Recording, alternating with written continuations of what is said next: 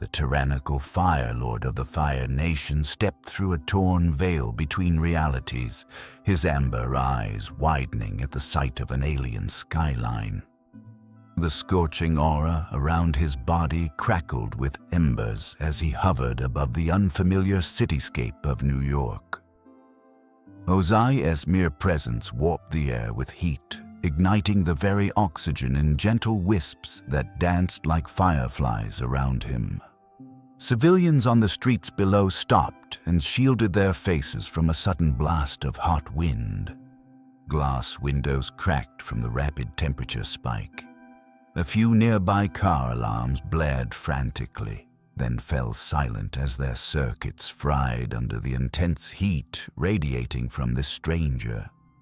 As Earth's mightiest heroes converged on Central Park, they faced not a mere warlord, but a living inferno of ambition whose lust for conquest threatened to engulf their world. Ozai had one purpose: to extend his dominion over all life, to burn away opposition and remake everything in his image of order through fire. But in this universe of super soldiers, sorcerers, and gods walking openly among mortals, would the Fire Lord's unquenchable ambition lead him to triumph or to his own destruction? The skies above Manhattan tore open like a burning wound in reality. It was no ordinary storm that descended upon the city that fateful evening. The very fabric of existence rippled and split with a thunderous crack, revealing a gash of searing red-orange light high above Central Park. From that rift poured twisting flames and jagged bolts of blue lightning that arced upward instead of down, as if defying gravity itself. The thunder that followed didn't roll from any cloud, it bellowed from the void between worlds, a deep, rumbling boom that shook skyscrapers to their foundations and rattled the teeth of everyone for miles. Pedestrians across Midtown staggered and cried out as an oppressive wave of heat surged outward. Many felt their skin prickle and beads of sweat form instantly. Streetlights and traffic signals shorted out in a shower of sparks. On one crowded avenue, an entire row of parked cars suddenly burst into flames, forcing panicked bystanders to flee. In the midst of the chaos, ordinary people pointed trembling phones at the sky, recording as a small, dark silhouette appeared within the swirling inferno of the cosmic tear. Within the sanctum sanctorum, Dr. Stephen Strange felt the disturbance slam into his mystical wards like a physical force. The sorcerer, Supreme, staggered in his study as golden sparks erupted along the edges of ancient relics on his shelves. The eye of Agamotto at his neck throbbed with urgent emerald light. "Wong!" Strange gasped, bracing himself against a doorway as a wave of unnatural heat washed through Greenwich Village. His astral senses flared, witnessing the tear in reality spilling fire into the sky. Something was coming through something profoundly wrong. On the distant celestial plain of Asgard, Thor Odinson paused in the middle of the palace's great hall, his hand tightening around Mjolnir. He felt it a ripple in the World Tree's tapestry, as if Muspelheim's fire had somehow touched Midgard. The All-Father's throne stood empty, but Thor spoke aloud to the phantom of his father's wisdom. "What new threat dares disturb Midgard with such flame and fury?" he muttered, eyes narrowing as thunderclouds gathered of their own accord above the Rainbow Bridge. Back on Earth, at the Avengers compound, Wanda Maximoff shuddered as a sudden spike of pain lanced through her temples. Her typically controlled scarlet energy crackled unbidden around her hands. Across the room, Vision cocked his head, the Mind Stone in his forehead pulsing once with warning. A massive surge of thermal and electromagnetic energy. he reported in a tense, modulated voice. Something or someone has breached our reality. Wanda S.'s eyes glowed red as she steadied herself, exchanging a knowing, worried glance with Vision. Without another word, the two lifted into the air and sped off toward Manhattan, following the blazing trail of energy radiating from Central Park. High above the city, the fiery breach in the sky expanded further, disgorging its passenger. Ozai descended slowly from the burning portal, standing atop a billowing cloud of black smoke and flame as though it were solid ground. In his world, he had declared himself the Phoenix King, and now he appeared every inch a figure out of apocalyptic legend. He wore ornate Fire Nation battle armor of obsidian black and crimson, edged in gold. Spiked pauldrons and a flowing ember-red cape gave him an imposing silhouette. A crown-like headpiece evoking golden flames sat upon his top-knot of dark hair. His eyes, the color of molten copper, surveyed the land with triumph and ravenous curiosity. As he finally set foot in Central Park, the grass ignited in a circle around him from the sheer heat rolling off his form. Trees several yards away began to smolder, leaves curling into ash. Ozai inhaled deeply.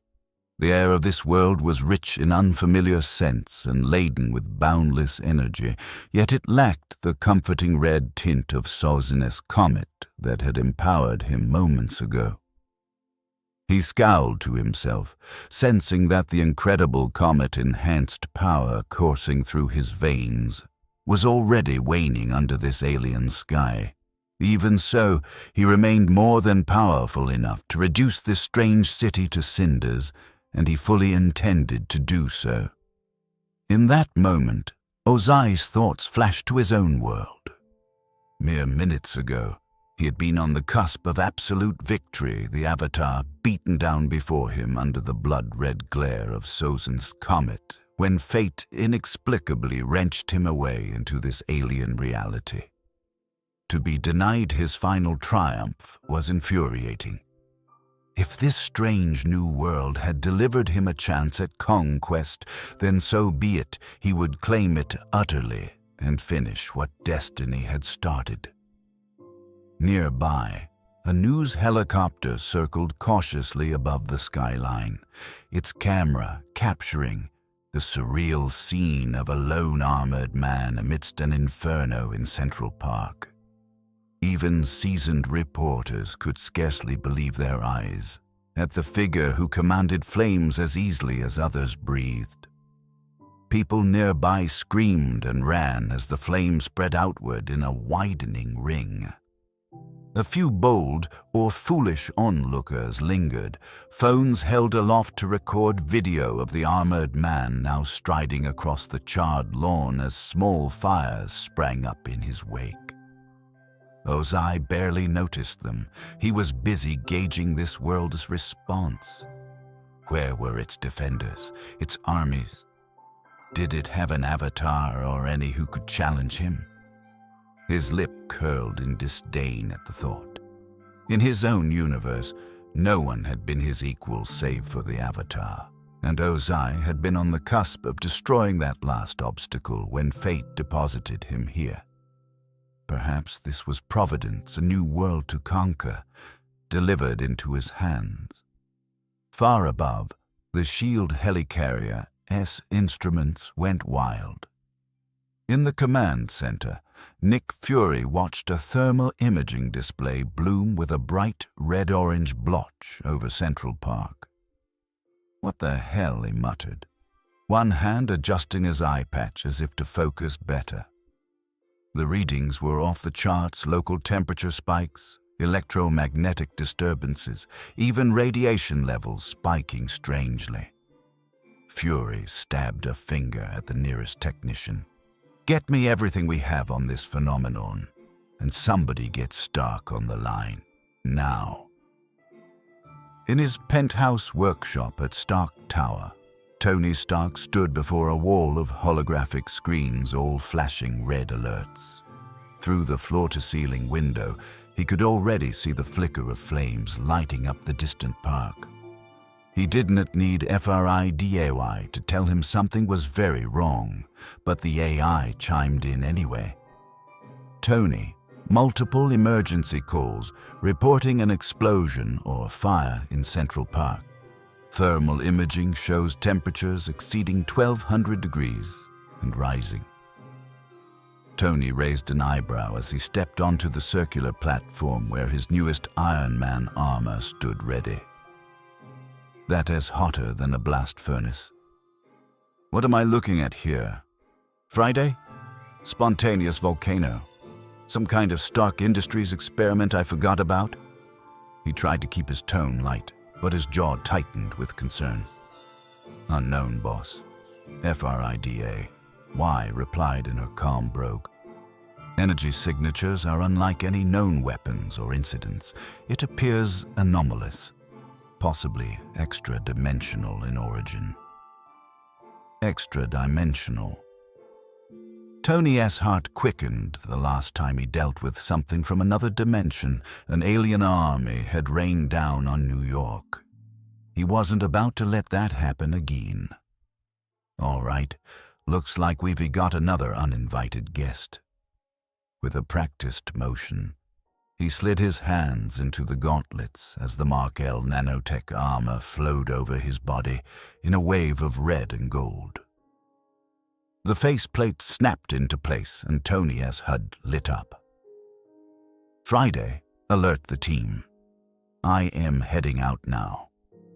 Within seconds, a red-gold streak shot out of Stark Tower's upper levels, arcing high over the city. Iron Man rocketed toward Central Park, trailing a contrail of vapor in the cooling night air. As he approached, his sensors locked onto the epicenter of the disturbance. Whoa, Tony muttered inside his helmet as visuals zoomed in. Below, a large section of the park was aflame. An expanding circle of burning trees and grass cast dancing shadows across the surrounding buildings. At the center of the inferno stood a lone armored figure radiating heat like a small sun.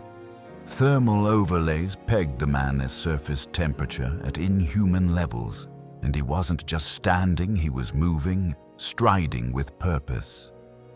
Tony watched as the figure extended an arm and, incredibly, a torrent of fire exploded from his open palm, reducing a nearby bronze statue to molten slag. Iron Man dropped out of the sky and hovered a safe distance above the ground, blue-white repulsor jets flaring. He quickly scanned for civilians and spotted a cluster of park-goers trapped on a footbridge by encroaching flames.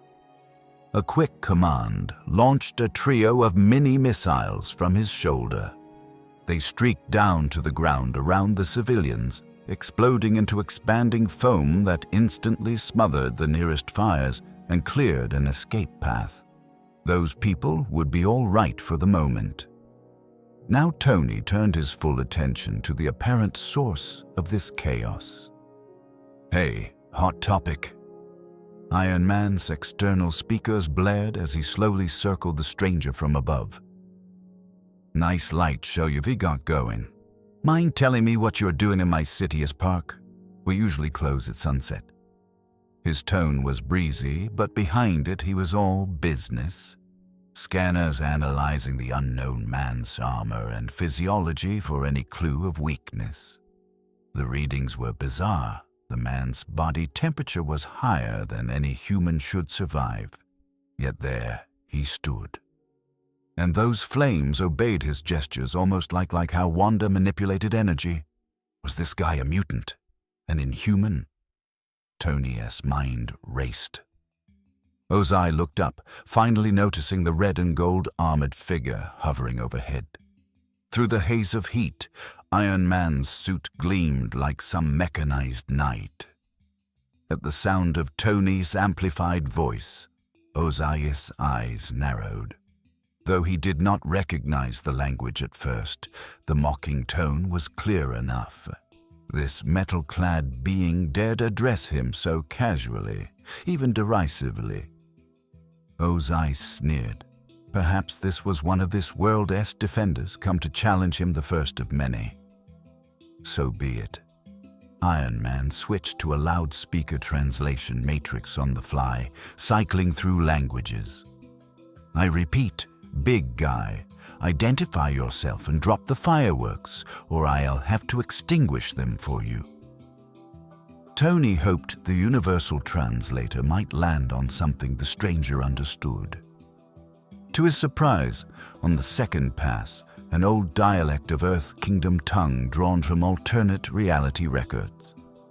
Ozai's expression flickered with recognition. I am Ozai, the Fire Lord thundered, planting his feet. His voice boomed across the park with regal fury. Phoenix King, ruler of the known world and soon of this one. Kneel before me, peasant, and perhaps I will spare your life. Each word dripped with disdain and absolute confidence. Even if the phrasing was antiquated and heavily accented, Tony understood the intent well enough. Nope, sorry. Not a fan of kneeling, Iron Man quipped in response. Also not big on sharing my world with arsonists. Inside the helmet, Tony's targeting reticle locked onto the figure's chest. Last warning, Ozai, stand down, or I'll be putting you on ice. Even as he spoke, he was already adjusting his suit's environmental seals and cooling systems. The heat was intense, even through the armor. Internal temperature alerts were blinking. If he was getting this hot just being near the guy, direct combat would be risky, but Tony had dealt with worse. Ozai's lips curled into a cruel grin. The fool in the metal suit thought himself a match for a Fire Lord. Ozai would show him the price of defiance. With a sudden thrust of his fist, he sent a spear of white-hot flame hurtling upward. Burn, he roared. Tony's reflexes kicked in as his sensors screamed warnings. He veered aside in midair, but the edge of the fire blast clipped him. Even through layers of stark tech, he felt the jolt. The armor's temperature gauge spiked alarmingly, and one of the suit's external cameras went dark, melted by the brief contact. All right, that's how you want to play it, Iron Man muttered. He retaliated with a barrage of micro-missiles that streamed from his gauntlet, each one streaking toward Ozai, trailing white smoke. With a sweep of his arm, Ozai conjured a whirling wall of flame around himself. The missiles detonated in bursts of shrapnel and concussive force, but the fiery barrier melted the fragments to slag before they could reach him. Tony followed up immediately, swooping lower and firing twin repulsor beams. The blue energy lanced through the night, hammering into Ozai's shield of flames and actually pushing it back a few feet. Ozai skidded a half-step, surprised that the glowing beams from the metal man's hands carried such kinetic force. The repulsor light heated the air, but it was nothing like true fire. It felt controlled, unnatural. Growling in annoyance, Ozai thrust both palms forward. A broad wave of fire, as tall as a two-story building, roared outward from him. It rushed over the ground towards Iron Man like a living inferno, incinerating everything in its path. Tony had to rocket straight upward to avoid being swallowed by the firestorm. Below, pathways and benches in the park were left charred and molten. If Tony had hesitated a second longer, that could have been him. Before Ozai could launch another attack at the evasive armored pest, a new voice rang out over the crackling of flames. "Sir, I'm going to have to ask you to stand down." The amplified shout carried the unmistakable authority of someone used to command. Ozai pivoted toward the sound. A sleek black Quinjet had descended through the smoke, hovering just above a scorched clearing. From its hatch leapt Captain Steve Rogers, clad in his star-spangled uniform and clutching his vibranium shield. He landed with acrobatic grace not far from Ozai and was quickly flanked by two more figures who had rappelled down ropes from the Quinjet. Natasha Romanoff, the Black Widow, leveled twin pistols at the target, and Clint Barton Hawkeye already had an arrow nocked and trained on the strange armored man conjuring fire. Ozai's eyes flicked between these newcomers.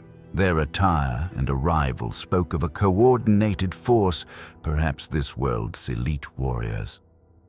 The man with the shield radiated a fearless resolve that was almost palpable. The Fire Lord's lip curled.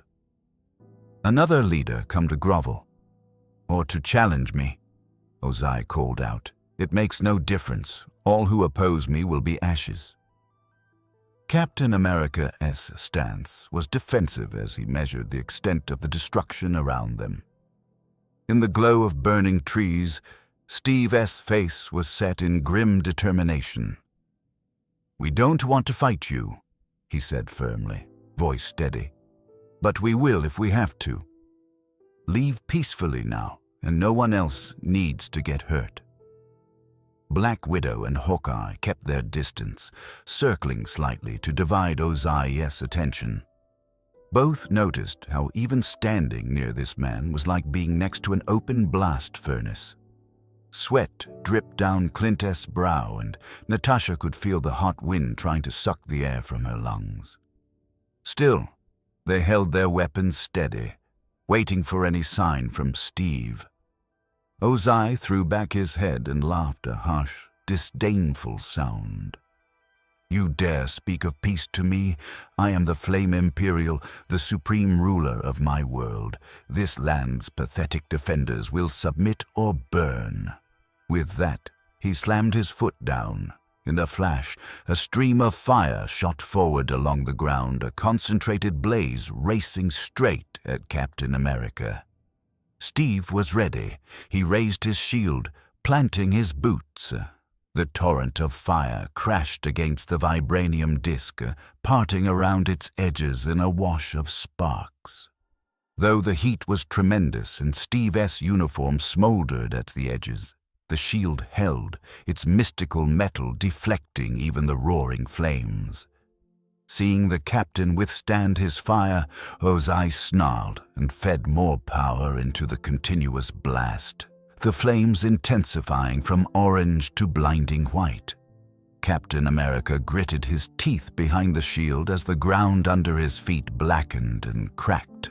With a sudden roar of jet thrusters, Iron Man returned to the fray, taking advantage of Ozai's focus on Steve. Tony swooped down and unleashed an enhanced unibeam, a concentrated beam of energy from the chest of his armor directly at Ozai's back. The brilliant lance of blue energy struck true, exploding against Ozai's armor and interrupting his fire stream. Caught off guard, the Fire Lord was hurled forward by the blast, stumbling through the smoke.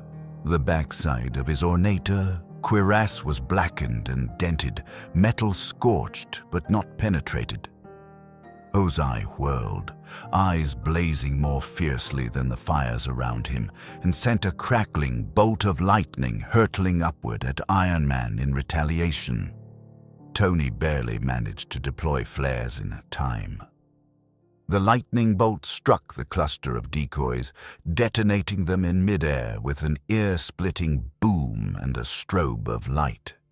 The Iron Man armor's systems flickered under the electromagnetic surge. Inside, Tony's HUD fuzzed with static for a heartbeat. Systems holding, but that was a close one, FRIDAY reported. Extremely high voltage. Down below, Natasha seized the opening. She holstered her pistols, flicking her wrists to extend the electrodes of her Widow's Bite gauntlets. and dashed lightly across burning ground to flank Ozai. With practiced precision, she lunged and drove both electrified gauntlets square into a gap in the armor at Ozai's lower spine, sending the maximum shock her devices could deliver surging into him. Sparks flew and Ozai arched with a snarl of pain, but not for long. The voltage would have incapacitated almost any normal human. Ozai, however, was anything but normal. Fueled by adrenaline and fury, he twisted with alarming speed and backhanded Natasha with a gauntleted fist before she could leap away. Even pulling the blow slightly in surprise, he sent the Black Widow flying. She tumbled through the air and hit the ground with a pained grunt, her tactical suit smoldering from contact with his superheated armor. "Natasha!" Hawkeye shouted. He loosed his arrow, one tipped with a compact explosive straight at Ozai. The arrow zipped through the air and struck the Fire Lord's shoulder plate, detonating in a burst of fire and shrapnel. At such close range, it was like a grenade going off against Ozai's side. The explosion blew out a chunk of the ornate shoulder guard and shrouded Ozai in smoke and dust. For a moment, Clint allowed himself hope the blast might have neutralized the target, but a dark silhouette moved in the haze. As it cleared, Ozai stood enraged, a shallow bleeding cut visible on his cheek, the first sign he could even be harmed. His shoulder armor was dented and charred, but still intact. He had braced himself in time, taking the brunt on his armor. "Insolent worm," he growled at Hawkeye. Ozai thrust one hand toward Clint, fingers splayed. A sudden concussive blast of heated air and flame slammed forth like a cannon. Hawkeye was flung off his feet as if hit by a wrecking ball of scorching wind. He crashed into a half-burnt oak tree and collapsed, dazed, into a heap of singed leaves. A deafening crack of thunder split the sky. In a flash of blue-white light, Thor Odinson hurtled down from above, Mjolnir first, straight into the ground between the fallen Hawkeye and the raging Fire Lord. The impact sent a shockwave through the park, causing even Ozai to pause and steady himself. Thor rose from the small crater his landing had formed, spinning the enchanted hammer in his grip. Lightning danced along the hammer's head, reflecting in the Asgardian as stormy eyes. So the Thunder God arrives. Ozai sneered, instinctively sensing the power in this new foe. The man before him was clearly not mortal. The crackling electricity and booming voice spoke of divinity. "You wield lightning itself," Ozai observed with a predator-esque grin. "I have mastered lightning too. It will avail you nothing." Thor stood tall, the red cape at his shoulders fluttering in the heat currents. He narrowed his eyes at the devastation around them and at the arrogant figure responsible. "You dare bring this destruction to Midgard?" Thor's voice thundered. "I know not who you are, but your reign of fire ends now." With that, Thor hurled Mjolnir skyward. The hammer spun into the clouds, and immediately a fork of pure lightning answered the summons, lancing down toward Ozai. Ozai thrust both hands upward and roared, summoning a pillar of blazing flame from the ground. Fire and lightning collided in midair with a blinding flash and a boom that shook the city. For an instant, the park was illuminated as bright as day, electricity arcing through flame. The resulting blast threw both combatants backward a step. Thor gritted his teeth. This fire wielder was strikingly powerful, enough to counter an Odinson-esque thunderbolt. Across from him, Ozai's arms smoked from channeling such an intense flame, but he stood unbowed. The Fire Lord's smirk faltered, replaced by a snarl. This god would burn like any other. Before either could unleash another attack, glowing orange sparks whirled in the air behind Thor. A circular portal of eldritch energy spun into existence, and through it levitated Doctor Strange, cloak billowing and hands already weaving an intricate spell. "This ends now," Strange declared, determination etched on his features. Golden glyphs materialized around his forearms as he shaped the bands of Sitarak. Ribbons of brilliant, mystical energy shot forward, wrapping around Ozai as torso and limbs like the glowing coils of a serpent. For the first time, Ozai's movement was halted. He looked down in surprise at the crackling golden bands constricting him, their magic pressing inwards. Strange's jaw was set as he concentrated. "By the hoary hosts of Hoggoth, begone from this realm," he intoned. The plan was to banish this being back to whatever dimension he'd come from before any more harm could be done. Ozai felt the space around him beginning to twist unnaturally at the sorcerer's word. A swirling gateway of light and distortion opened up right behind him. Doctor Strange was attempting to cast him out of this world entirely. For a brief moment, Ozai saw a glimpse through the portal of a night sky dominated by a giant comet and a distant, war-torn land, his own world. Realizing he was about to be flung back into the very defeat he'd just escaped, Ozai bellowed in fury, with an almighty heave, drawing on every ounce of will and remaining comet-born power in his blood. He flexed against the mystical restraints. "I refuse," Ozai roared. Flames exploded from his body in all directions, tinged blue at the core with intensity. The golden bands around him sizzled and began to crack under the extreme heat and raw force of Ozai's rage. Strange's eyes widened in alarm. "That's not possible." Before he could reinforce the spell, Ozai burst free in a storm of embers. The conjured portal behind him fizzled out, the banishment incomplete. Doctor Strange staggered in midair as feedback from the shattered spell jolted him. The Sorcerer Supreme had faced many powerful entities, but the combination of Ozai's physical might and sheer fiery energy was overwhelming. Strange's protective wards kept him from being immolated on the spot, but the effort left him momentarily disoriented. At that moment, two forms streaked in over the burning treetops. Wanda Maximoff and Vision arrived to join the fray. From above, Vision assessed the situation with analytic calm. He saw Hawkeye down, Black Widow injured, Captain America bracing behind his charged shield, Iron Man circling warily overhead, Thor and Strange engaging a flame-wreathed adversary clearly. This was the source of the disturbance. "Engaging target," Vision announced.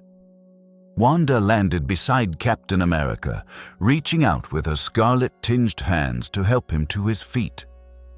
"Steve, are you all right?" she asked, concern on her face. The captain coughed at the smoke and nodded. "I've been better," he managed, sweat dripping off his chin, "but I'll live." "Be careful, Wanda. He's extremely strong." Wanda needed no further warning. Hovering up into the air, the Scarlet Witch's eyes glowed red. With a sweeping gesture, she sent a surge of chaotic hex energy lashing out at Ozai. Tendrils of scarlet power swirled around the Fire Lord, intermixing with the fire and forming an orb of crackling crimson force intended to contain him. Simultaneously, Vision phased intangible and swooped close, then solidified just long enough to fire a concentrated beam from the Mind Stone directly at Ozai's chest.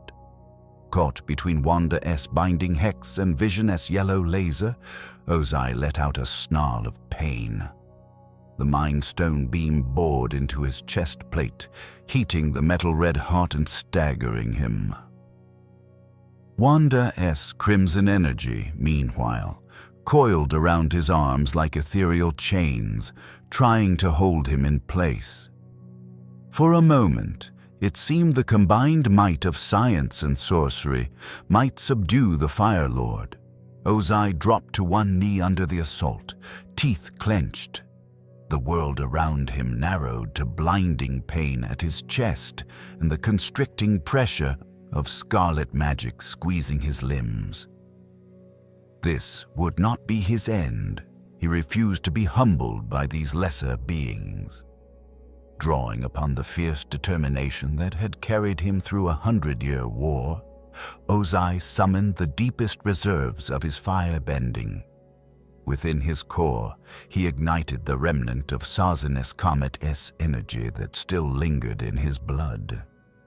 Suddenly, a figure in red and blue spandex catapulted into the fray with a youthful shout. "Heads up, this guy's got a serious case of heartburn." Spider-Man swung on a web line and delivered a double-footed kick to the side of Ozai's helmet. The impact would normally face a foe of this caliber, but it arrived precisely when Ozai was off balance. The unexpected blow made Ozai stumble sideways. "Who?" Ozai spat, batting blindly at the newcomer. Spider-Man backflipped away gracefully, landing next to Wanda. "Hey, Scarlet Witch. Sorry I'm late to the party," he quipped, breathing a bit heavily at the intense heat. "Whoa, hot. Is this guy one of Thor's buddies or something? Surtur's cousin, maybe." Even in crisis, Peter Parker couldn't help cracking wise. He fired off a volley of webbing that splattered across Ozai's faceplate and eyes, momentarily obscuring the Fire Lord's vision with sticky white tendrils. "That ought to cool you off." Ozai recoiled, furious and disoriented as he tore at the webbing covering his eyes. For the first time, a hint of desperation tinged his rage. These pests just kept coming. How many cursed champions did this world possess? In his own realm, he had never imagined facing such an assembly of powerful adversaries at once. The thought only stoked his anger further. He would annihilate them all, one by one, no matter their number. "Take cover," Captain America yelled suddenly. He saw the Fire Lord's chest begin to glow, an ominous light building beneath the webbing. Steve threw himself in front of Natasha as prone form, raising his shield. Thor planted his feet and spun Mjolnir rapidly to generate a buffer of wind. Vision phased intangible in a split second, allowing the flames to wash harmlessly through his ghostly form. Wanda threw up her hands and conjured a protective hex sphere around herself and Spider-Man, just as Ozai unleashed a desperate, explosive wave of fire in all directions. The scarlet energy shield trembled but held, sparing Wanda and Peter from immolation. Around them, the entire park was consumed in a brilliant flash of light and heat. Trees were reduced to charcoal stumps, grass to smoldering embers. A rolling cloud of hot ash billowed outward from Ozai's position, flattening everything in its path. When the blaze subsided, the Avengers found themselves alive, scorched, dazed, but alive.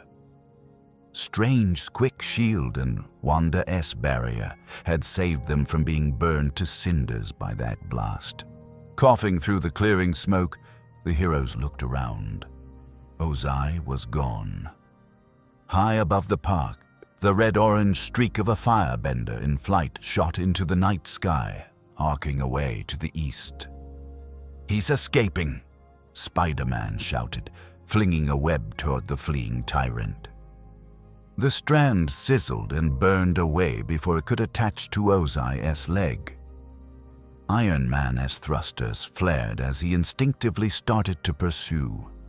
but his HUD was blinking multiple system warnings. The suit had sustained heavy heat damage, and flight power was fluctuating. With a frustrated growl, Tony aborted the chase. "Damn it! Friday, track him!" he snapped, hoping Stark satellites could follow where he could not. Within moments, Ozai's fiery trail vanished beyond the clouds. The battle in Central Park was over. The Avengers stood amid the burning ruin of one of Manhattan's great green spaces, catching their breath and tending to their wounded as the first police and fire crews cautiously approached the periphery. The immediate crisis had passed, but the war had just begun. High above the dark countryside, Ozai's fiery trail gradually flickered and dimmed. He had fled the city, flying on twin jets of flame until the strain became unbearable. Now, under the pale light of a crescent moon, he descended into a silent forest, clearing far from any lights. Ozai's boots hit the ground heavily. He staggered, chest heaving with exhaustion and the sting of battle wounds. Never before had he been forced to retreat. The humiliation cut deeper than any injury. For a moment, the fallen Fire Lord stood amid the swaying pines, clutching his side and seething. Smoke curled from the scorched edges of his armor. In his mind, he replayed the confrontation, the indignant face of that soldier with the shield, the intolerable sting of that witch's red magic, the lightning that had nearly brought him low. Ozai's golden eyes narrowed. They will all suffer for this. He vowed into the night. He would make this world bow, just as his own had nearly done. No defeat would deter him. A distant flutter of rotor blades interrupted his oath. Ozai straightened unsteadily as a sleek black helicopter emerged over the treetops, searchlights snapping on. The lights pinned him in their glare. Hydra symbols were painted on the craft's side, though Ozai did not recognize them. To him, it was simply another obstacle, or perhaps an opportunity. With a defiant snarl, Ozai mustered a final flicker of flame in his palm. If these new arrivals meant to challenge him, he would meet them head-on, exhausted or not. The helicopter touched down and armed soldiers poured out, fanning into a semicircle. Ozai counted at least a dozen. One barked an order in a harsh tongue he did not understand, a demand to surrender perhaps. Ozai answered by hurling a fireball into their midst. Two men screamed and fell as the clearing lit up in a blossom of flame. The rest opened fire with crackling weapons. Bolts of sizzling blue energy slammed into Ozai's chest and limbs, sending jolts of agony through him. Stun grenades exploded in concussive flashes at his feet, overwhelming even his seasoned senses. Ozai roared in anger, struggling to stay upright, but his body betrayed him at last. The world swam and went black as he toppled to his knees. The Hydra commander stepped forward cautiously, astonished at how much punishment it had taken to subdue the stranger. "Secure the asset," he ordered. His men rushed in, clamping heavy restraints onto the unconscious monarch. As they hauled the limp form toward the helicopter, the commander allowed himself a tight, curious smile. Whoever or whatever this man was, Hydra had just acquired a weapon of terrifying potential. Ozai's last embers of awareness faded to darkness, his final thought one of burning hatred, a promise of retribution when he rose again. Not long after, emergency responders and SHIELD agents swarmed Central Park.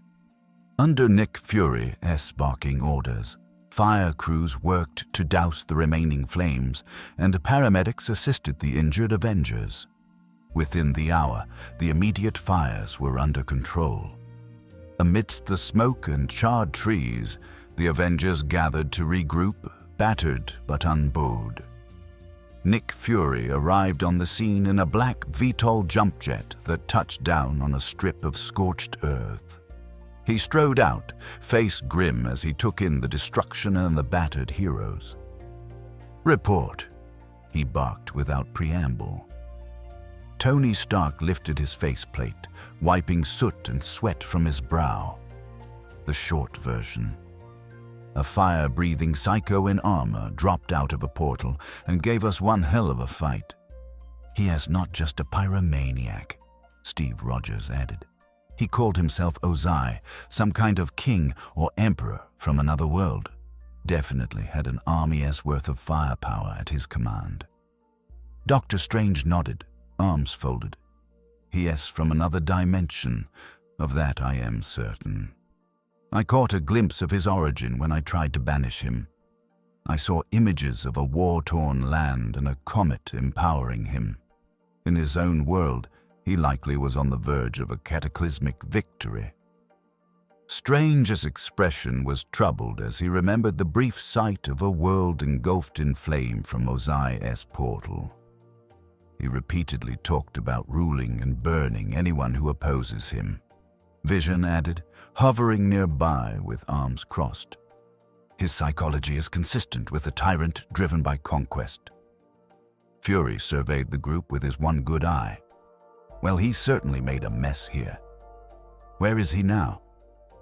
Thor exhaled angrily, planting Mjolnir's head against the ground. The coward fled once the tide turned. I only regret we could not stop him before he escaped. "He is injured and on the run."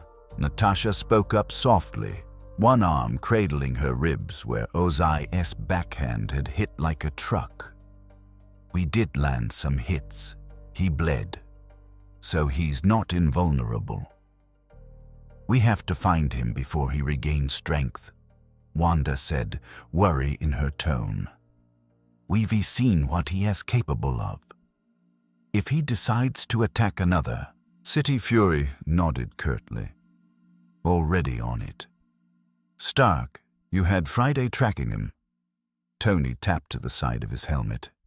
"Yeah, but he flew low and hot. Southeast out of Manhattan. Satellite picked him up briefly over the Atlantic coast, then we lost him. Either he dropped below coverage or someone else hiding him." He exchanged a meaningful look with Fury. "It is possible Hydra caught wind and scooped him up."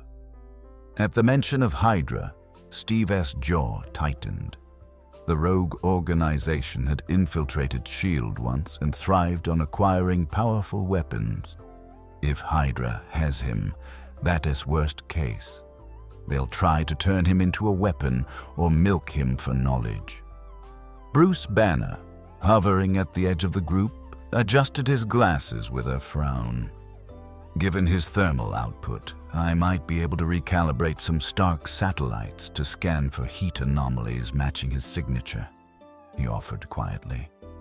"A human-shaped object burning at over 1,000 degrees is hard to miss." Fury gave a short nod. "Do it. Meanwhile, we'll tap what Hydra informants we have left for any chatter. If Ozai is with them, we need to move fast."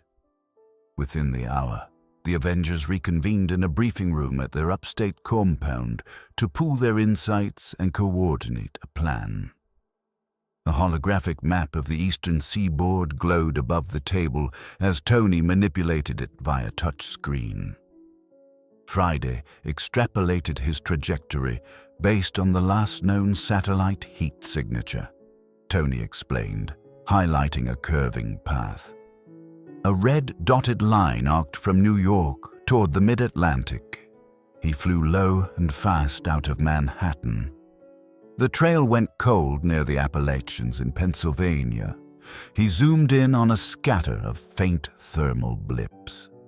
Right before we lost him, there were hints of another craft intercepting a stealth helicopter, likely. Fury's gut seems to be right. Hydra picked him up. Bruce Banner, arms folded as he leaned over the map. chimed in. From the energy readings I recorded during the fight, it looks like our fire friend's output was dropping off after that initial appearance. Maybe crossing dimensions gave him a temporary boost, or it could be this comet Strange mentioned was fueling him, and now he's tapering back to baseline. Stephen Strange stood with arms crossed, brow furrowed. During the battle, I sensed the nature of his power. It isn't sorcery as we know it, more like he draws on internal spiritual energy, what some Eastern philosophies call chi. That comet in his world likely supercharged his chi for a short time. Now, without it, he's still extremely dangerous, but not quite to the godlike level we first witnessed. Wanda, wrapped in a blanket as she recovered from magical exertion, added quietly, "When I touched his mind, all I felt was anger and pride.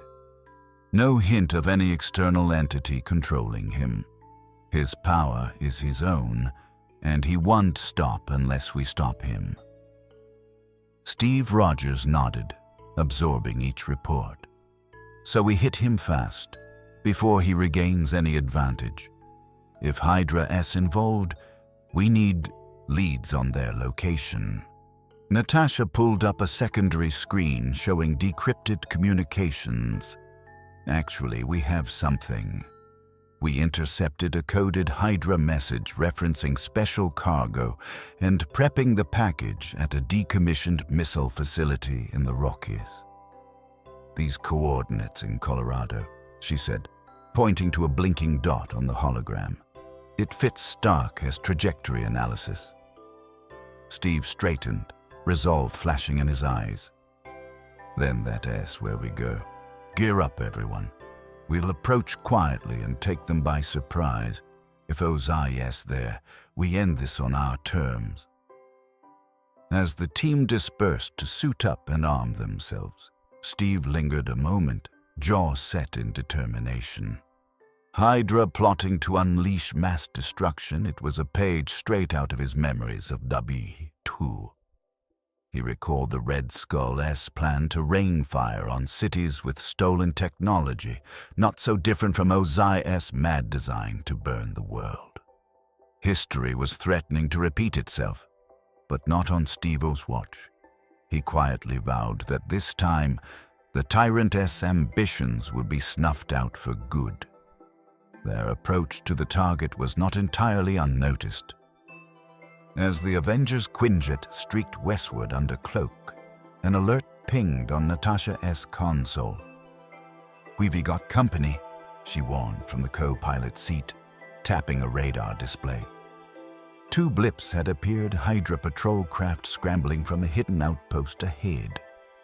"Allow me and the captain to greet them," Thor rumbled. Before the others could object, the Asgardian threw open the Quinjet's side hatch.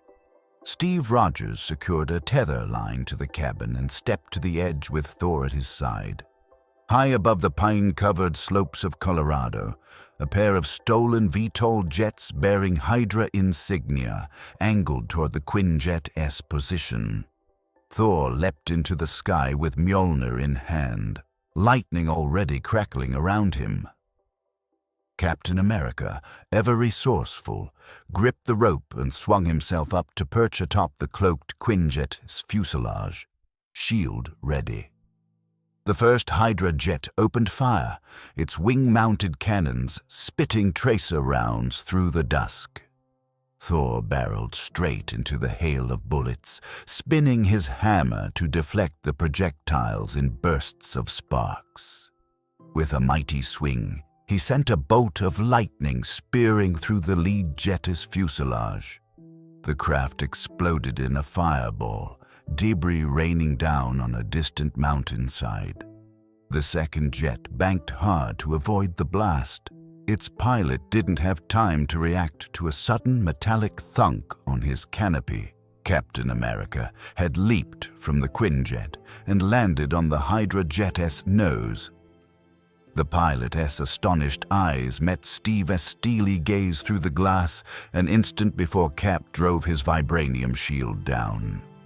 The shield shattered the cockpit in a shower of plexiglass and sparks, wrecking the controls. The jet pitched into a spiral, trailing smoke. Steve dove clear at the last second, parachute deploying as the Hydra craft plummeted into a snowy ridge. Thor swooped back toward the Quinjet, guiding Steve's descent with a gust of wind. Both returned safely aboard. 2 threats down. "They'll be missing their patrol," Steve noted, catching his breath. With the skies clear, the team hurtled onward toward the hidden base, hopefully still retaining the element of surprise. That afternoon, in an abandoned military installation hidden deep in a Colorado mountain range, Hydra soldiers busied themselves around an old missile silo. The facility had long been off the government's books, a perfect place for Hydra's purposes. The main silo door had been pried open, revealing a deep shaft that housed 2 rusting Titan II ICBMs still armed with nuclear warheads. Hydra technicians worked feverishly at consoles, bypassing decades-old security codes to bring the missiles online. Ozai stood on an upper platform overlooking the silo interior. The Fire Lord's armor had been freshly polished and repaired by Hydra's techs, and he bore no restraints now. Restored by rest in the midday sun, he looked down at the massive gray missiles with grim satisfaction. These metal giants held the fire of 1,000 suns in their tips, the Hydra commander had said. Soon they would unleash their wrath at his command. The Hydra commander stepped up beside Ozai, keeping a respectful distance. "Launch preparations are nearly complete, my lord," he reported. "Soon you will have 2 nuclear warheads at your disposal. Our recommendation is to target one at the Avengers compound, eliminate your foes in one strike, and the other at a major city as a demonstration. Washington, D.C., perhaps. Once they witness your power, the world's governments will have no choice but to surrender to your demands." Ozai folded his hands behind his back, a confident smirk on his face. "Launch them both at once," he ordered coolly. "Let every corner of this world see the price of defiance. By the time the ashes settle, all will know the era of Ozai has begun." The commander nodded, hiding the lump in his throat at the thought of such devastation. He turned to relay final launch commands to the technicians. Unbeknownst to Hydra, they were no longer alone. Outside the facility, a Quinjet swooped in low, invisible to radar. Inside, Iron Man guided it while the rest of the Avengers made final preparations. Banner's thermal scans and Fury's intel had pinpointed this remote Hydra base, and recent activity suggested something big was happening. The team had wasted no time. A few minutes later, the Quinjet set down silently in a clearing a mile from the target. The Avengers advanced on foot through dense pines under the fading light of dusk. At the edge of the facility's perimeter, 2 Hydra sentries stood smoking and chatting idly beside a camouflaged sensor post. They never saw what hit them, a circular red, white, and blue blur whipped out of the trees, Captain America's shield knocking both men out cold before either could finish a sentence. On the opposite side, another guard felt a tap on his shoulder and turned to find nobody there until Black Widow dropped from a branch above to deliver a precise nerve strike to his neck, laying him low without a sound. Spider-Man, crawling along the side of the front gate, sprayed webs into the open mouths of 2 more patrolling guards as they tried to shout an alarm, then yanked them together, clunking their heads and leaving them bound tight. In mere moments, all external sentries were neutralized without a single gunshot. Life form readings are minimal besides Ozai himself, Vision whispered, phasing his head through the Quinjet S hull for a moment to scout ahead. Perhaps 20 Hydra agents, and 2 large heat signatures below ground, possibly the weapons in question. Nuclear missiles, we think, Tony replied quietly, double-checking his suit's radiation sensors. They hadn't informed everyone earlier to avoid panic, but now it was clear as day on his HUD. 2 live nukes were present. We need to stop those launches. Vision, you handle the warheads phase through and disable them if you can. Wanda, go with him for backup and containment in case of anything. Wanda swallowed nervously but nodded. Containing a nuclear blast was beyond her experience, but she would do everything possible to prevent one. Thor, cap you with me on distraction duty, Iron Man continued. We engage Ozai and the Hydra goons head-on. Keep that lunatic busy so he can trigger anything early. Dr. Strange adjusted the cloak of levitation on his shoulders.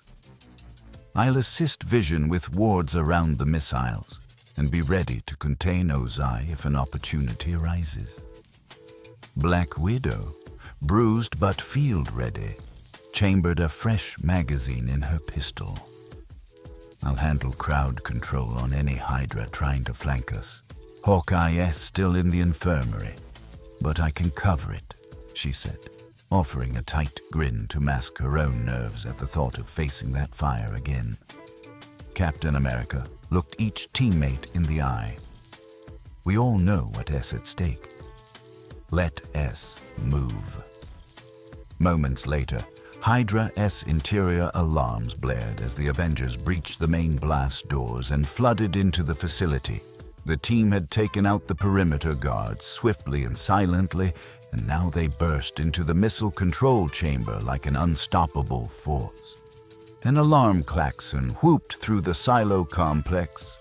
Hydra soldiers scrambled for weapons as Iron Man-S repulsors blazed a path, blasting the first guard before he could even raise his rifle.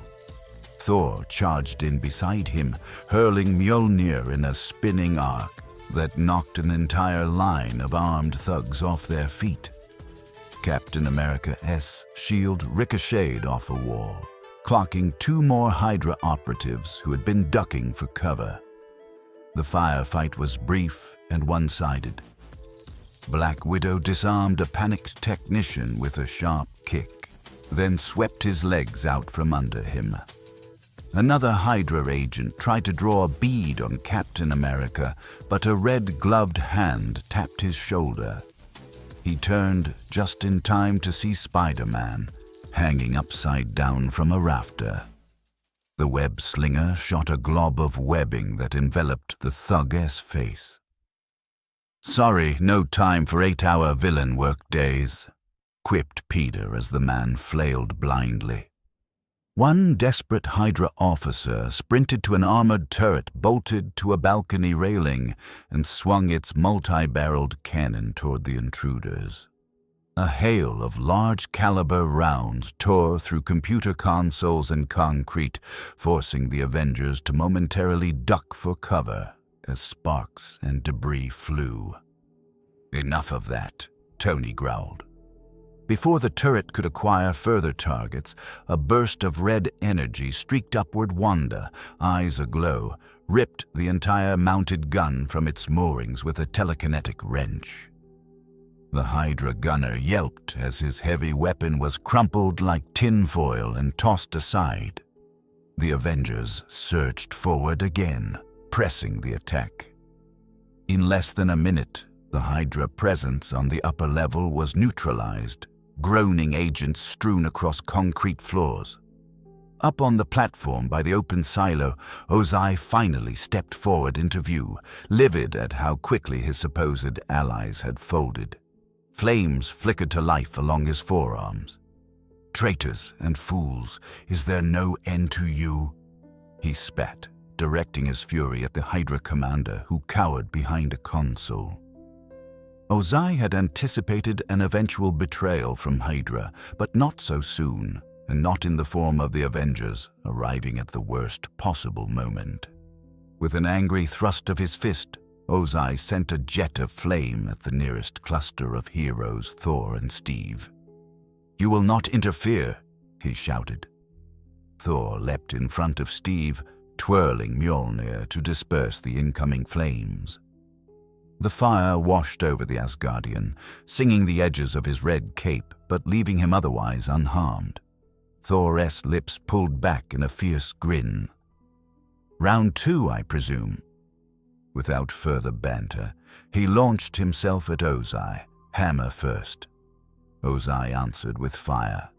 He unleashed a continuous stream of blistering flame from both palms at the onrushing thunder god. Thor plowed through the inferno, protected by his own godly durability and sheer force of will, until at last he swung Mjolnir in a wide arc. The Uru mallet smashed into Ozai's side with a resonant clang, driving the Fire Lord back a few paces.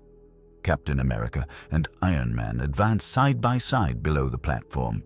"Hit him hard, hit him fast," Tony called out. Cap's shield was already in motion, zinging toward Ozai. The Fire Lord batted it aside with a heated backhand, only to be met with Iron Man's repulsor blasts, slamming into his torso. Ozai staggered, snarling in frustration.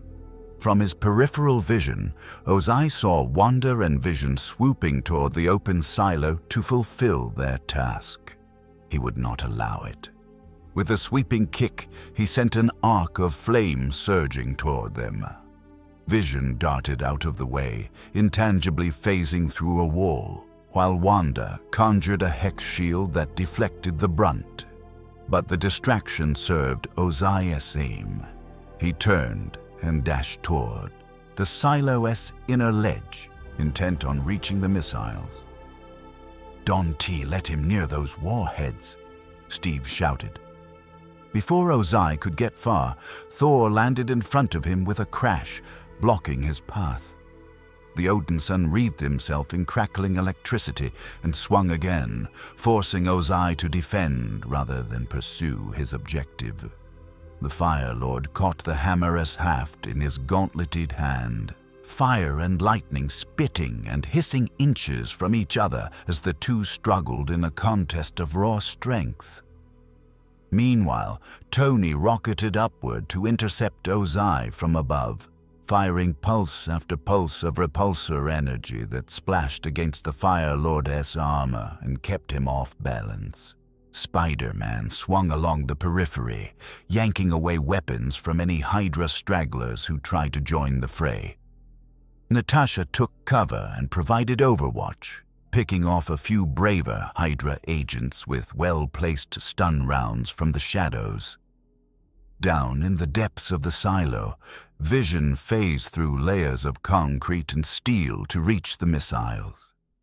He flew to the first ICBM and plunged his intangible arm directly into the missile's belly. Solidifying his hand inside its guidance computer, he scrambled the device into slag.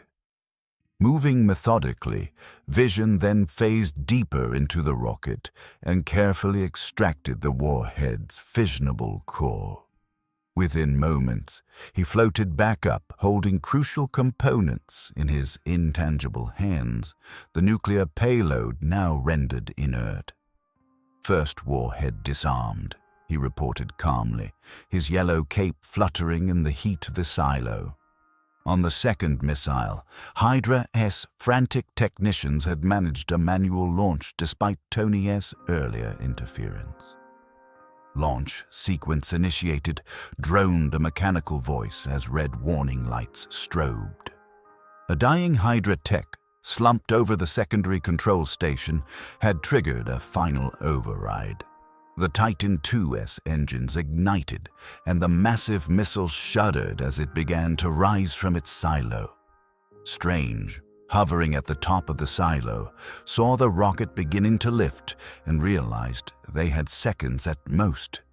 He summoned every ounce of concentration and traced glowing sigils in the air. The space above the rising missile warped, a golden-edged portal spiraling open its other end, materializing high above Earth's atmosphere. In an instant, the half-launched missile flew through the portal and vanished. Far above the planet, a silent flash in the upper atmosphere marked the warhead's detonation, harming no one. Strange exhaled in relief.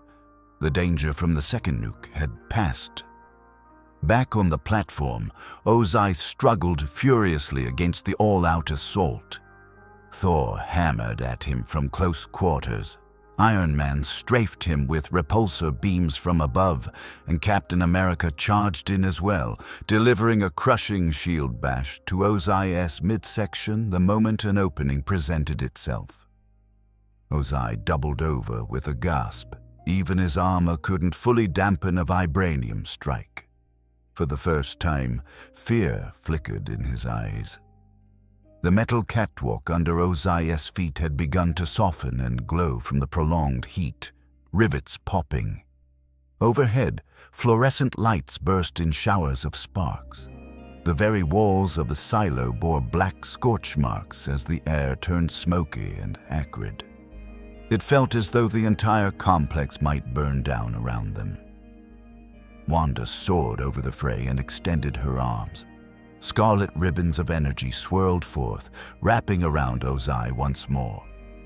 "It is over, Ozai," she called out, pouring her will into constricting him. The crimson bands squeezed his limbs, working to pin him in place. "Yield, never," Ozai roared back, face contorting with effort. Muscles bulging, he pushed back against Wanda's telekinetic grip, actually managing a step forward. Cracks of red energy spiderwebbed over his armor as her power strained to contain him. Unbelievably, small flames flickered to life in his palms again. Even restrained, he was summoning fire through sheer hatred and defiance. Seeing Wanda struggle, vision flew up behind Ozai. The android looped his arms under Ozai's armpits in a full Nelson hold, attempting to physically restrain him.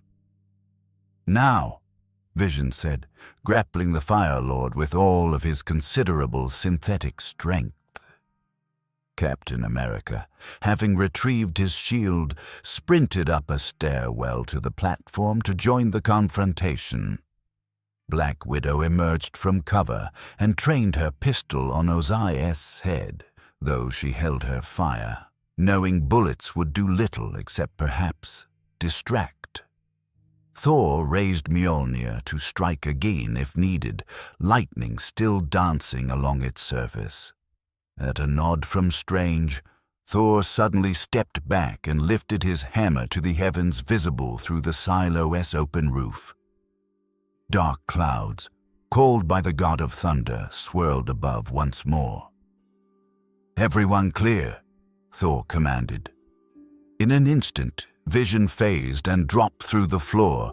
Wanda released her hex tendrils and threw a protective shield around herself, and the rest of the Avengers instinctively dove away from Ozai. A brilliant spear of lightning cracked down through the open hatch. It struck Mjolnir, then arced directly into Ozai with a blinding flash and an earth-shaking krakoom. The Fire Lord's body jerked as millions of volts coursed through him. For a heartbeat, his skeleton glowed visible inside his flesh, lit by the lightning's X-ray glare. The air filled with the sharp tang of ozone and burnt metal. When the bolt ceased, Ozai collapsed to his knees, smoke rising from his armor. He tried to push himself up unbelievably. He still clung to consciousness, sheer will driving him. But his legs trembled and gave out. The fight was finally leaving him. The others moved in swiftly.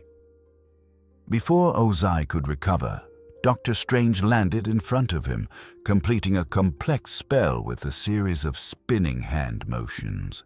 Glowing golden sigils formed around Ozai's wrists and ankles, chaining him to the floor in bands of pure mystic energy. Ozai strained weakly, but the magical chains held firm this time.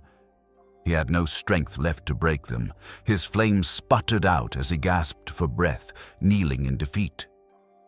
Wanda Maximoff hovered closer, eyes on Ozai with a mix of pity and anger. "This is for my home," she whispered, thinking of all the innocents who would have burned. Scarlet wisps of chaos magic snaked from her fingers and seeped into Ozai's body. He convulsed, eyes widening. Wanda was using her power in a far more delicate way now to manipulate the very energy flowing through him. She could sense the flame within, the wellspring of his bending. With a sharp, twisting motion of her hands, she snuffed it out. Ozai felt it instantly, a cold emptiness where once a furnace roared. He tried to summon flame, to ignite even a spark. Nothing. It was as if an inner fire had been drowned. What have you done to me?" he croaked, horror and outrage twisting his voice. Wanda's face was hard. "I took your fire away," she said softly, unforgiving. "Just like you threatened to take life from millions." Iron Man touched down on the platform, scanning Ozai. His suit's sensors confirmed it. The man's extraordinary thermal output was gone, his body temperature plummeting to normal human levels. "She did it. He is depowered," Tony announced, equal parts astonished and impressed. Captain America stepped forward, shield in hand. He looked at the once mighty tyrant now bound and kneeling, a broken shadow of his former self. "It's over, Ozai," Steve said firmly. "You've lost." Ozai, trembling with equal parts fury and despair, mustered a final act of defiance. With a hoarse cry, he lunged forward against his restraints, swinging a fist at Captain America's head, a clumsy, desperate strike from a man who had never thrown a punch without flames to empower it. Steve easily sidestepped and answered with a precise counterpunch. His fist, backed by his enhanced strength and resolve, connected squarely with Ozai's jaw. The Fire Lord's head snapped to the side and he crumpled to the floor, finally unconscious. For a long moment, the only sounds in the silo were the sparking of damaged circuits and the panting of weary heroes. The Avengers stood in a loose circle around the fallen tyrant, catching their breath, the adrenaline of battle still coursing through their veins. One by one, they exchanged looks of relief and triumph. Nearby, the Hydra commander, who had allied with Ozai, attempted to crawl away into a darkened tunnel. Black Widow intercepted him swiftly, yanking him up by the collar. The man blanched as Natasha gave a thin, humorless smile. "Leaving so soon?" she asked, before driving her taser-charged Widow-esque bite into his side. He convulsed and collapsed, unconscious, joining the rest of his subordinates in chains. "Let us secure him and get out of here," Natasha said, holstering her pistols as she nodded toward Ozai's limp form. "I'd rather not stick around an underground bunker full of disarmed warheads any longer than necessary." Not long after, the distant thump of rotor blades signaled the arrival of SHIELD cleanup crews. Under Fury's supervision, technicians moved in to stabilize the disabled warheads and haul away the captive Hydra operatives. The Avengers stood watch amid the charred remains of the silo, ensuring every threat was truly neutralized. Only when the nuclear devices were safely contained and the last Hydra soldier cuffed did they finally allow themselves to breathe easy. Dr. Strange stepped over to the unconscious Ozai. Golden rings of the sorcerer. Supreme's magic still bound the Fire Lord tightly. Strange closed his eyes, muttering an incantation. A glowing portal disc materialized on the floor beneath Ozai's body. Slowly, the captive Fire Lord sank into it and vanished, teleported directly into a specially warded cell in the New York sanctum. That containment will hold him for now, Strange assured the others. He wanted to be going anywhere. At last, the battle was won. The Avengers gathered, bruised and exhausted but triumphant amidst the wreckage. They took in the scene, the melted catwalks, the scorch marks, the smoking husk of the Hydra base, and knew how close the world had come to disaster. But disaster had been averted. Not long afterward, as the team prepared to depart, an armored SHIELD transport arrived to take custody of the warheads and the Hydra prisoners. Nick Fury himself stepped out among the swirling dust and smoke, giving the Avengers an acknowledging nod.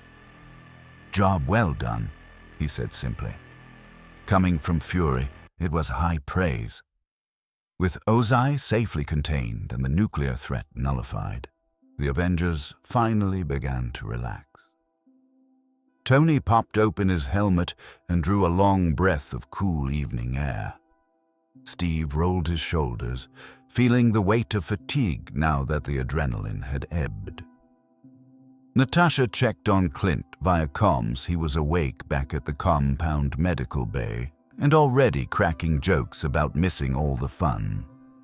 Spider-Man, who had hitched a ride in the Quinjet unbeknownst to Fury, stood off to the side chatting excitedly to Thor about how insanely cool that lightning takedown was.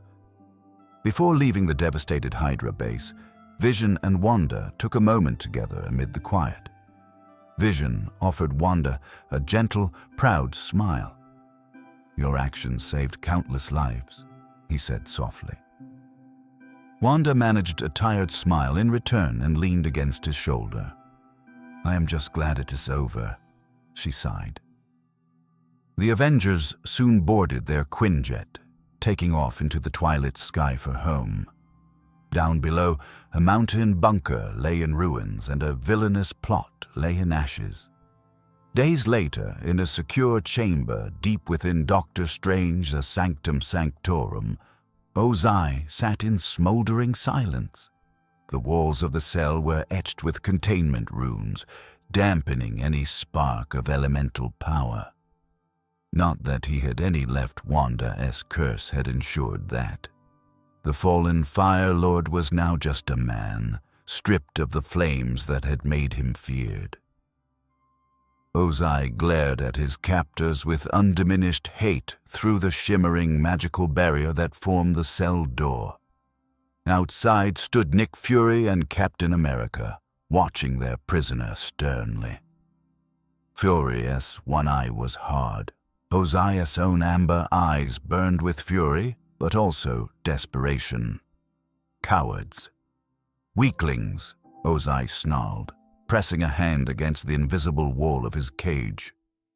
"Face me without your sorcery and technology, and I would you to do nothing," Fury interrupted sharply. "Because you can't anymore. You're done." He stepped closer, meeting Ozai's wild gaze with a flat, cold stare. "You're going to sit in here until we decide what to do with you, and considering you tried to nuke our planet, I wouldn't hold my breath waiting on a release date." Steve Rogers stood at Fury's side, arms folded. His uniform was cleaned and bandaged where it had been burned, and the vibranium shield on his back bore fresh scorch-mark scars of the battle that saved millions. He regarded Ozai not with hatred, but with firm resolve. "Your world's war is over, at least for you," Steve said evenly. "We've sent word through unconventional channels to the authorities in your homeland. There's someone called Avatar Aang who's been notified you're in our custody." At the mention of the Avatar, Ozai's facade of defiance faltered. His eyes widened with what might have been fear. Steve continued, "Dr. Strange will be sending you back to your universe soon. You all answer for your crimes there, as you should." Ozai's bravado flickered into outright rage at that. To be sent back powerless, to face the Avatar's justice, it was a fate worse than death to him. He lunged at the barrier with a snarl, throwing all his weight against it. The glowing runes flared and the barrier repelled him with a crackle of energy. Ozai stumbled back, momentarily stunned. Fury shook his head, unimpressed. "And stay down," he muttered. Steve's voice remained calm. "It's over. You lost. In our world, tyrants don't get to win. Remember that if you're capable of learning anything." With that, he turned and walked away, Fury following after casting one last look of contempt at the caged despot. Ozai sank to his knees on the floor of the cell, fists clenched in impotent rage. In that moment, he had never felt so powerless. The real weight of defeat, complete and utter, settled on his shoulders. He opened his mouth in a wordless howl of fury that echoed against the mystic seals, then fell silent, stewing in hatred. Upstairs in the Sanctum's foyer, the Avengers gathered for a final debrief. Evening light filtered through a round window, painting the marble floor in hues of orange. They were bruised, bandaged, and utterly spent, but victorious. Bruce Banner leaned against a pillar, arms crossed. "Strange will handle the extra-dimensional transport," he reminded the group. "The sooner, the better. I don't think any of us want him on this planet 1 second longer than necessary." Strange, standing nearby with his cloak draped over one shoulder, inclined his head. "I've located the precise universe he came from. When the alignment is right tomorrow, I'll open a portal and send him back into the custody of those equipped to contain him. He won't trouble our world again." He allowed himself a small smile. "I've communed with the leadership of his world, an individual known as the Avatar. They were astonished that we subdued Ozai without their aid. In his universe, only the Avatar was thought capable of defeating him. It seems teamwork has its advantages across realms."